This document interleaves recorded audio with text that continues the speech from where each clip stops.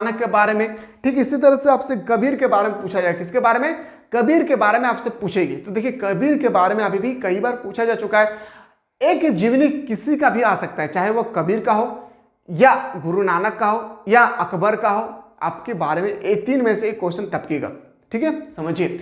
कबीरदास का जन्म 1400, अभी मैंने जस्ट बताया ना 1498 में किसका जन्म हुआ था, जल्दी बताइए, गुरु नानक का। ठीक है, उसी समय याद रखिएगा 1425 ईस्वी को एक विधवा ब्राह्मणी के गर्भ से हुआ था। किसका जन्म हुआ था, बताएंगे सर। कबीरदास का जन्म 1425 ईस्वी को एक विधवा ब्राह्मणी के गर्भ से हुआ था। कहा जाता है कि लो लज्जा का मतलब होता है कि डर के कारण, लो लज्जा यानी शर्म के डर से कबीर को वाराणसी के तालाब के किनारे फेंक दिया था। समझिए, बहुत इंपॉर्टेंट है। आज देखिए, आज हम लोग महात्मा गांधी को याद करते हैं ना, इतना आसान नहीं याद करना। महात्मा गांधी आज पैदा होगा हमारे धरती पे, भारत की धरती पे नहीं होगा।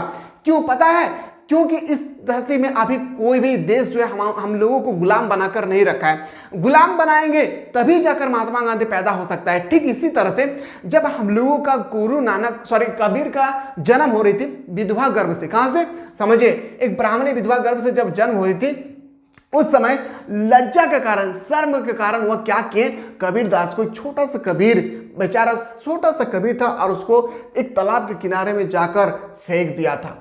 सिर्फ इस बात के लिए कि लोग कहेंगे कि विधवा ब्राह्मणी के गर्भ से पैदा हुआ था। इस कारण से इनका लालन पालन दुल्हा जाति के नीरू और नीमा ने की थी। अब बेचारे जो कबीर है वो बहता चला जा रहा है। एक व्यक्ति को दिखा, नीरू और नीमा एक तालाब के किनारे अचानक देख रहे, अरे एक बच्चा है, इतना छोटा बच्चा कौन फेंक दिया है। उन्होंने उस बच्चा को उठाकर लाया, उनका लालन पालन किया, इनका नाम उन्होंने कबीर रखा। उनका नाम जो है उन्होंने कबीर रख दिया। किसने, तो बताएंगे सर, नीरू और नीमा ने। ठीक है, कबीर का अर्थ होता है महान। कबीर का अर्थ क्या होता है, महान होता है। समझिए, क्वेश्चन टपकेगा, महान होता है। कबीरदास ने हिंदू मुसलमान की एकता को लेकर कई दोहे का निर्माण किया।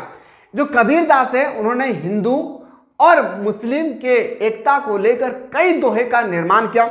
अब दोहा क्या है आपको अच्छी तरह से पता है, आप लोग हिंदी इलेक्टिव लिए हैं या हिंदी कोर लिए होंगे। ठीक है, दोहे का निर्माण किया। उन्होंने हिंदू मुस्लिम की एकता पर बल दिया। उन्होंने कहा कोई भी धर्म जो है, ना कोई हिंदू धर्म है ना कोई मुसलमान, हम लोग एकता मिलकर, मतलब एक साथ हम लोग रहकर, हम लोग मिलजुल कर हम लोग अपने जीवन को गुजारेंगे। कौन कह रहे थे, कबीरदास, जिनको फेंक दिया था एक तालाब के किनारे।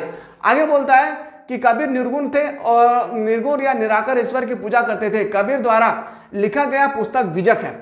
याद रखिएगा, बीजक किससे संबंधित है, कई बार अभी तक क्वेश्चन एग्जाम में पूछा जा चुका है कि बीजक किससे संबंधित रखते हैं, तो बताएंगे सर कबीरदास से। याद रखिएगा, किसे बोल पाएंगे ना जी, कबीरदास से हम लोग संबंध रखते थे। या निराकार ईश्वर की पूजा करते थे। कबीर द्वारा लिखे गए पुस्तक बीजक थे, जिसमें कि जिनकी जीवनी और दोहे का निर्माण है, वर्णन है। कबीरदास ने बहुत से दोहे लिखे। कुछ प्रमुख दोहे उनका इस प्रकार है, जैसे पवन पूजे तो हरि मिले तो मैं पूजू पहाड़, शादी तो चाकी मिली पीस कर खाए संसार, साई इतना दीजिए जमे कटु समाए, मैं भी भूखा ना रहूं साधु भी भूखा ना जाए। इस तरह से जो कबीर थे, कबीर की जो जिंदगी आप पढ़ेंगे ना, ये तो मैं छोटा सा जीवनी बताऊं, जब इसके बारे में देखेंगे ना तो आपको लगेगा कि इन्होंने कितना कष्ट किया है, इसको फेंक दिया है, तब जाकर ये वहां पे उनको लालन पालन करने के बाद ये जब कर सकते हैं तो हम लोग क्यों नहीं कर सकते। इस तरह से आप लोगों को लिखना होगा। ठीक है, कबीर के बारे में।